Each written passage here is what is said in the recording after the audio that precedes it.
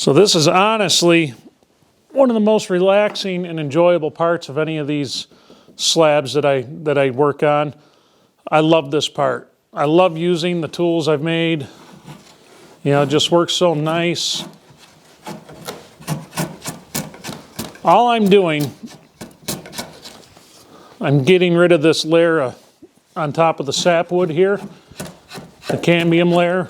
That's pretty much all we're doing. Now I'll profile this edge a little bit, make it a little more pleasing to the eye. But that's it. Sometimes I'll take and use on elm where you get a lot of texture underneath the bark.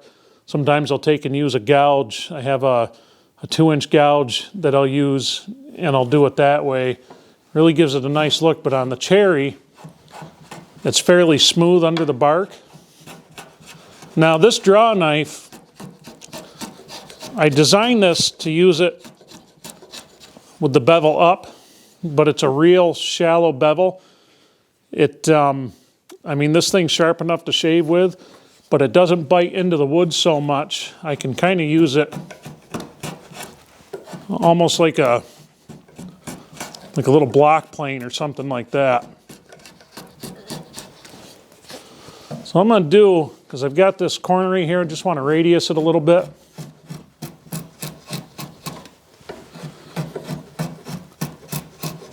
Not a whole ton. And all I'm going to do is just knock the corners off.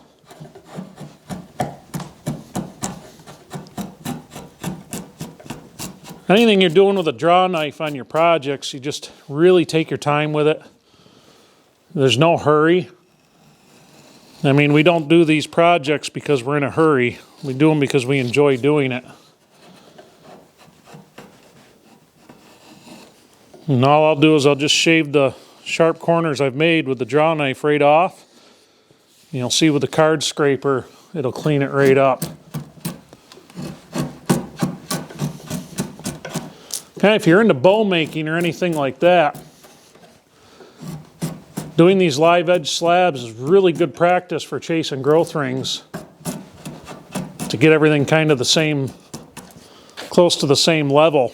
Now, a lot of what we have on the outside here is actually sapwood, but it has some really nice rayfleck in it, which black cherry does tend to have that from time to time.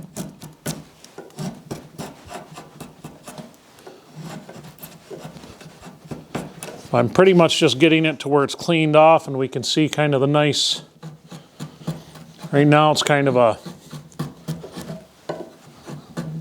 barely a reddish tint to it that'll get darker over time. Of course, we're going to make it real dark with the stain we're using.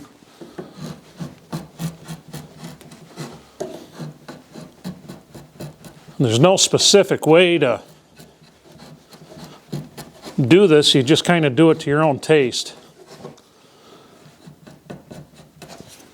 And me, I kind of like a little bit of a radius on there,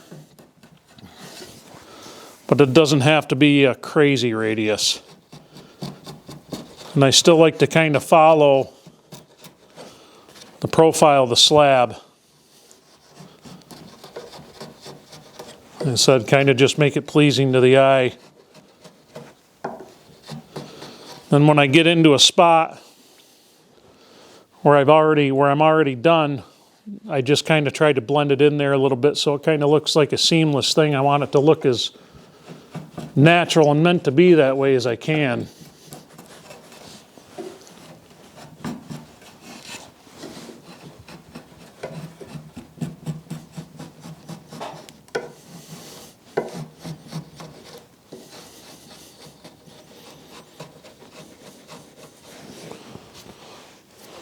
Comes along nicely though. Sure do like that. So that's what we're looking at in some of the finished spots. And when we come up, you're going to see where we took a dive up. You see the separation of the growth rings there. And we're going to come up to where we're working on it. I'm going to try not to jitter this camera. Oh, like I just did there for you. That's just a nice, clean way of doing it. I mean, you're going to have tool marks to contend with, but that's what the cabinet scraper's for. Then you can see what we have left to do.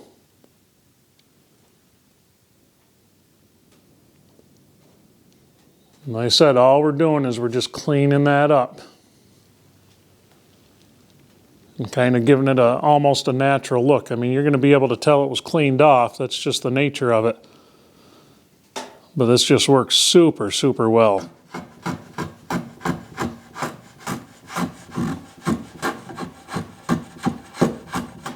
Now you're going to be tempted while you're doing this to try to take a lot of stuff off at once. Get that temptation right out of your head. Otherwise you're going to dig in deep. And if you dig in too deep, it's going to ruin your whole day. You can ruin the edge of a slab real fast doing this if you're not patient. When you hit a spot that has a little more resistance, as you can see, I'm just doing short, choppy strokes with this. And working it back and forth. I find that's about the best method for me to not make too many mistakes that I'm going to be pissed about later on. A lot of work goes into these things. A lot of times where they get messed up is in the finishing process.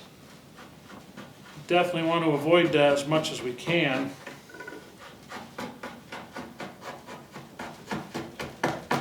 Especially when the edges of these slabs is kind of what gives them a lot of their character. I mean, a lot of your grain structure on top does also, you know, depending on what you're working on and what you're getting into. Doing this stuff here really kind of gives it that extra pop. You know, and some people like to leave the bark on, that's fine. Nothing wrong with that. Everybody has their own tastes and their own preferences.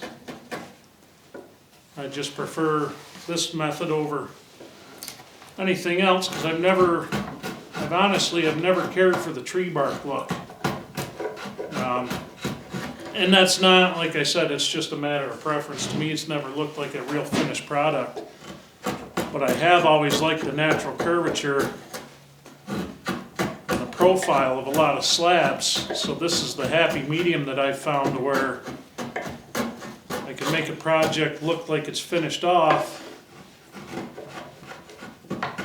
but still have a little naturalness to it that maybe I wouldn't have if I just cut this edge square.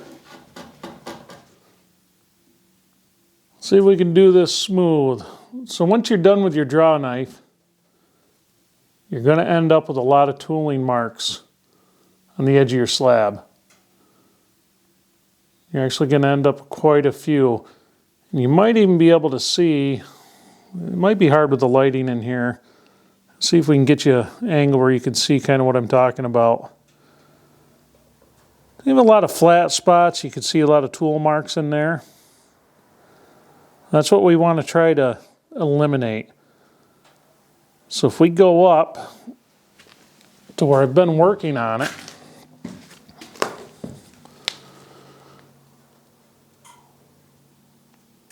it's going to look more like this.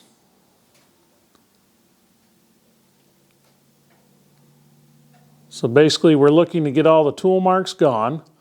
We want to radius these edges and just give everything a really nice clean look. We're going to do that using a cabinet scraper. I'm going to show you how. So if you can see in the camera where the wood's kind of shiny, we have not used our cabinet scraper yet.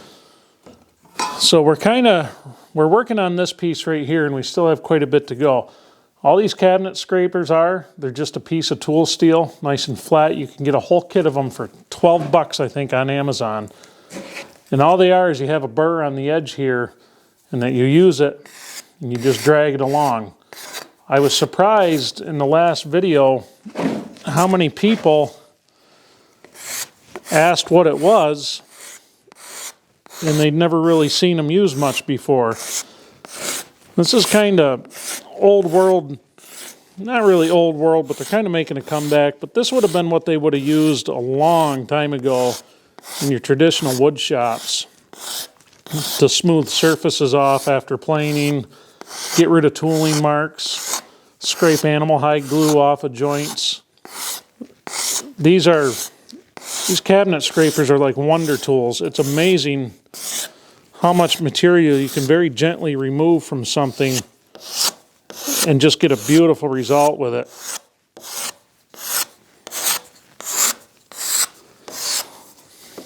And you're not taking a lot off. That's kind of the nice part.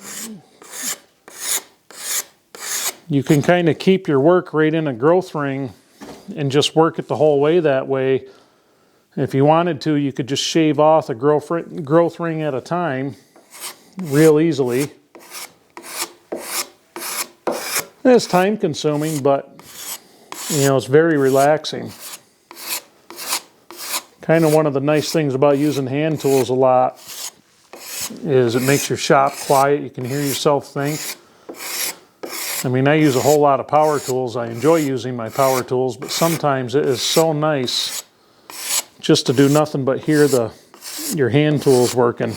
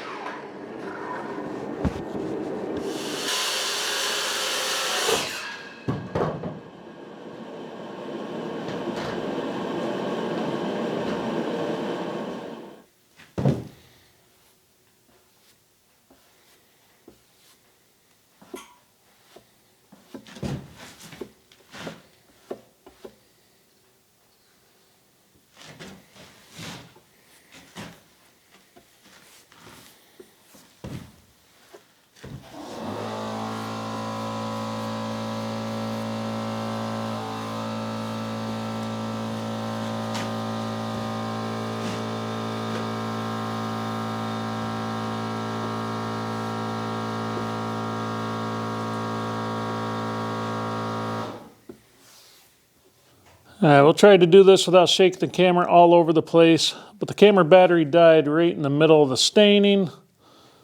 But I'm pretty happy with the way that turned out. As you can see right there, I like to do with some of the slabs when I work on them, I like to get some divots and some marks in there to soak the stain up. I just really like the way that looks. You get a few spots here and there. Just add a little bit of character. Like a spot right there, I left a few tool marks, didn't quite sand them all the way out. Then if we go on our edge, get the shadow out of here.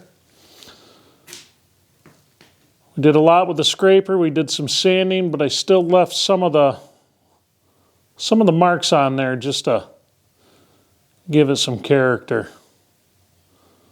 Always a good time. And I do like the grain shake, it kind of adds to it. So you can get a lot of character out of this stuff even if you have fairly clear boards and all that good stuff. It's just little things you can do with the tooling to get it where you want it.